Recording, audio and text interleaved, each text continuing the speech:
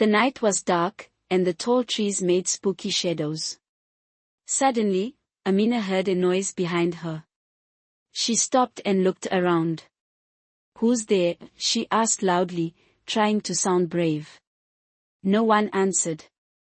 She started walking faster. Just then, she heard footsteps behind her. They were quick and loud, matching her own. Her heart raced as she turned around, but she couldn't see anyone in the shadows. Suddenly, she saw a figure dart into the old science building. She froze in fear. Was it a thief? Amina wanted to run back to her dorm but found her legs rooted to the spot. Gathering all her courage, she decided to follow the figure. Inside the science building, it was dark and musty. The smell of old books and chemicals filled the air. Amina tiptoed down the hallway, her footsteps barely making a sound. Then she saw it, a crumpled piece of paper on the ground. It was moving in the wind. Amina picked it up and opened it. Her eyes widened as she read. "To my dearest, my love is a secret, but my feelings are true. Meet me under the big baobab tree at midnight." Amina's heart beat fast. Who wrote this letter? Was it a joke? Suddenly, she heard the sound of a door slamming shut. The noise echoed through the building, making her jump. She turned and ran out, clutching the letter tightly as she hurried back to her dorm. By morning, the letter was all over school. Someone found it and showed it to others in the cafeteria. "Who is this letter for?" Fatima, Amina's best friend, whispered to her. "It's probably just a silly joke," Amina said, pretending not to care. She didn't tell Fatima that she saw it first. Brian, the most popular boy in school, laughed loudly. "It's for me, of course," he said.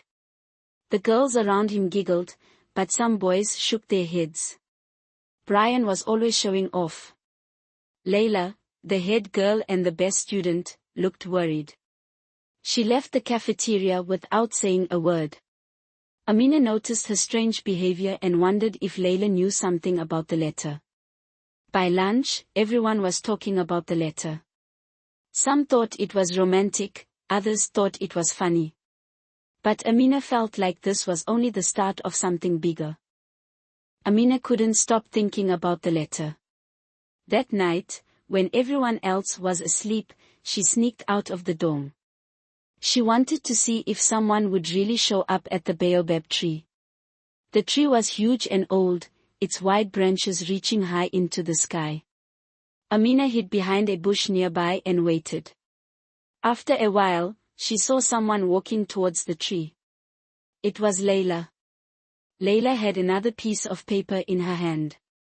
She looked around nervously and then pinned the paper to the tree. Amina's heart raced. When Layla left, Amina ran to the tree and took the note.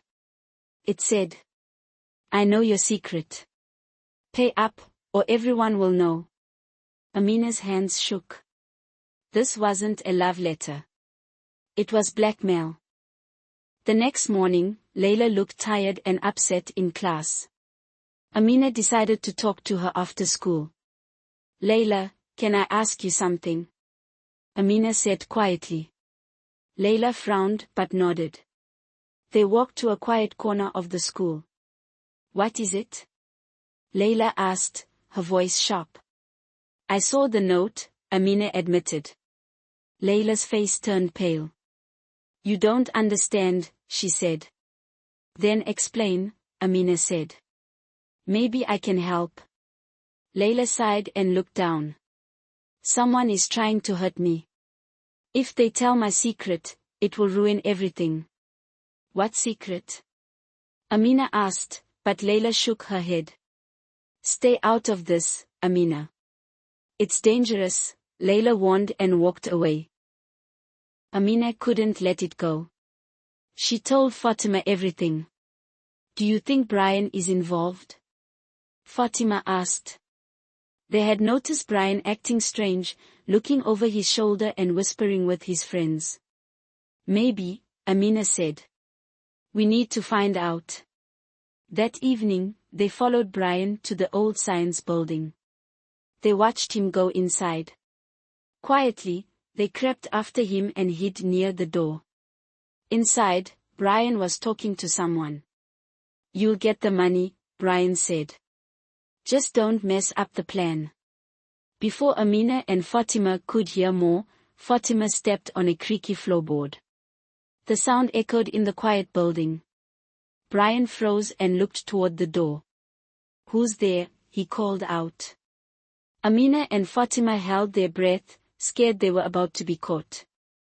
Fatima grabbed Amina's hand and whispered, "Run." They bolted out of the building, their footsteps echoing through the empty hallways. Brian shouted behind them, but they didn't stop. Once they were far enough, they hid behind the school greenhouse, panting and catching their breath. "What was he talking about?" Fatima asked. "I don't know, but it's serious," Amina replied. "We need to find out who he's working with." They decided to return to the dorm and act normal the next day. But Amina couldn't sleep. She kept thinking about the conversation and the blackmail note. In the morning, Amina and Fatima skipped breakfast and went back to the science building. They searched the room where Brian had been. In a corner, they found a small notebook with names and numbers written inside. At the top, it said, "Payment list." "This is proof," Fatima whispered. "Brian is collecting money from people." "But why?" Amina wondered aloud. They had more questions than answers.